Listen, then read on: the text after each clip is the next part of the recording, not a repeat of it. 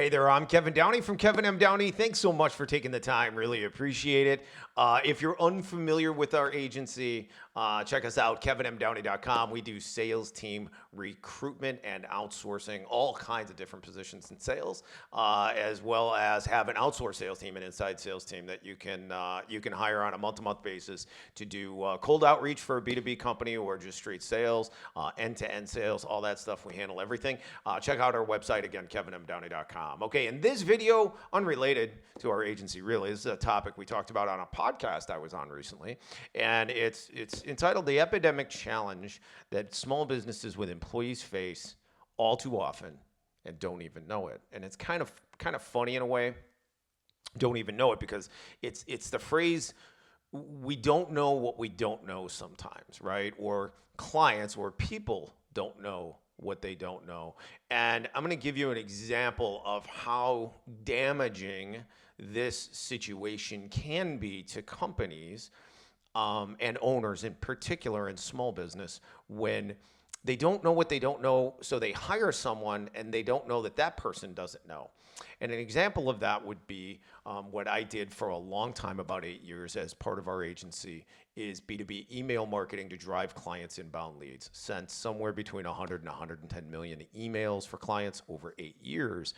And I looked at probably 200, 250 email structures or infrastructures that were built or that companies were using, right, to do email to try to generate leads for themselves. Some of them were just doing newsletter marketing, so their Constant Contact, their MailChimp, which is fine. There's nothing wrong with doing that, especially to your opt-in list, just to stay in front of everybody. I'd consider that more of a branding marketing thing. But that's not going to drive leads, and companies have figured that out, right? It's good to stay in front of people, but it's not going to drive leads by itself. So the thing that we see, because owners don't know what they don't know, and therefore they don't know that their people don't know what they don't know, we see everyone follow everyone using their CRM to try to build email infrastructure, whether it's the marketing team, which is more common, but sometimes maybe a sales leader is doing it. But they all do what everyone else does because they don't know, right? They just don't know what they don't know. I'm sorry for being redundant and repeating myself, but that it's so true. And what they do is they end up building an email system on their CRM with their email addresses, let's say the sales reps' email addresses, which are on their main domain, and they're sending cold emails, which is big mistake number one. Can't do that. Can't send cold emails from your main domain like that. That's number one, because you're damaging the domain.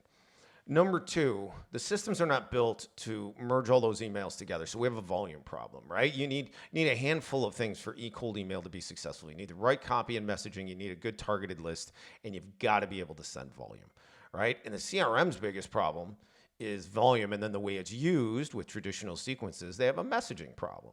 So walking through that really quickly is CRMs are not built for high volume email. They are built to do that basic sequence stuff and threaded emails together, which doesn't work, and everybody's figured that out. But they're doing it even though it doesn't work, they're still doing it in low volume, damaging their domain, and their sales reps are wasting time playing around on the CRM, sending emails when they should be making phone calls or being out in the field, boots on the ground, right? And so why are they doing this kind of email? Well, because they don't know what else to do. Sales leaders don't know what they don't know. The marketing people don't know what they don't know. The owner, right, as a common situation is an owner's, got a sales team, and they're not making their calls coming out of COVID, got a pass. The reps were allowed, said, hey, we can't get a hold of anyone. What are we supposed to do? And so they're allowed not to make calls, or at least not expected to make near as many calls, because they can say they can't get a hold of anyone, which isn't entirely true. But they did that, and the owner's like, well, gosh, we have all these salaries and these sales reps. We need leads for them, or we're like, this is a complete waste. So then they don't know what to do, so they go out and hire a marketing person. But they don't want to take a huge risk, so they'll typically hire a marketing generalist. Now, I'm using this as a microcosmic example because it applies to a lot of things. But in marketing, your top marketing people in the United States are all in B2C companies because the audience is 10 times plus as big, right? There's just way more money involved. It's so much bigger, right? They're running a lot of different things. So an owner goes out, and especially in a B2B company, and goes out and hires this marketing person. They don't want to take a huge risk, so they hire a marketing person, right? which, to be honest, in most cases, and this is with all due respect to them, they're nothing more than an administrative person with a little bit of a feel for branding and style, maybe. That's really what their competency is. They can handle setting up the company at trade shows, managing that. They can handle maybe some other things with, website design and managing that, and a little bit of SEO and those kinds of things. But what they're brought in to do is drive leads. And the only two things that drive leads day to day in a B2B company are going to be cold outreach by reps or boots on the ground or high powered email marketing. And that needs to be in high volume and done correctly. Right. So the owner doesn't know what they don't know. So they hire this marketing generalist. They don't want to take any risk. And they bring them in and they don't know what they don't know. So they do their homework and their research and they realize everybody's using their CRM for email. Well, that must be the way to go. And then they set it up and they're sending emails on the main domains and main email addresses, which is a big old no-no. They're not sending any volume. All of the campaigns have to be separated. So every email address is its own campaign with its own list, and you can only send 25 to maximum 100 emails a day, right? Or you're going to get suspended on your account. And all of the infrastructure is wrong. And then on top of that, they're sending threaded emails in traditional sequences to try to market to people because that's the way they think, right? The way I learned how to do email eventually, because I tried to do the same thing initially 9 years ago. I was doing it for a month or two and it wasn't working. And I was like, but wait a minute, this isn't what we're trying to do. We want to do what we would do on a cold call. And that's how I learned to write email copy, all right? So you don't do threaded sequences. You have very block style copy, very short, ideally less than 125 words. If you can get away with 50 to 75, that's great.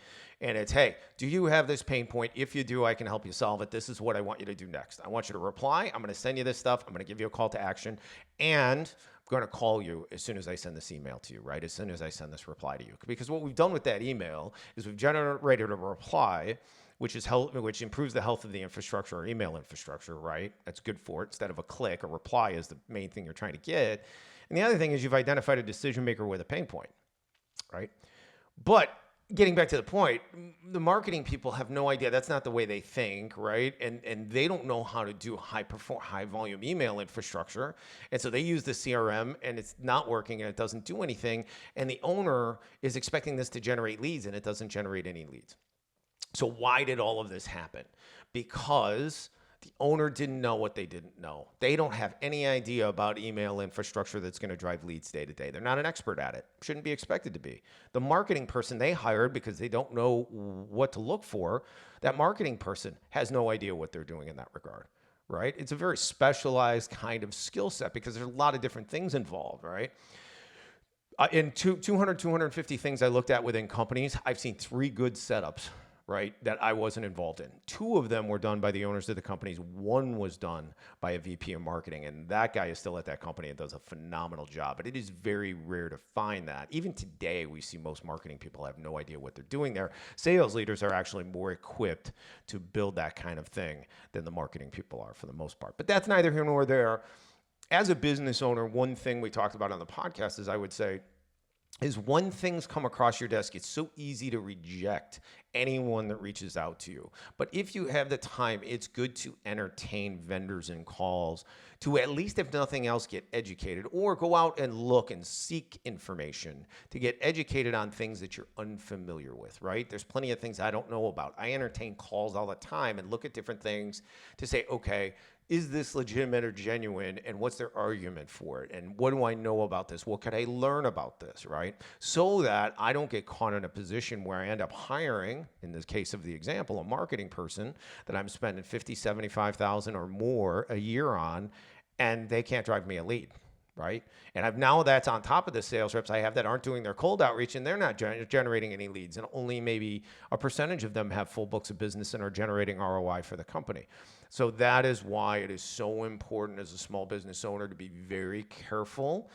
Again, always remember, sometimes we don't know what we don't know, and we've got to sit there and look at different options and research and find out as much as we can about something before we go whole hog into hiring someone or even an agency or a vendor that's really expensive that we're not sure. Like, we want to be able to test. We want to be able to do things in low doses if at all possible and not go all in, because if it completely fails, all of us have done that where we've had a complete waste of money.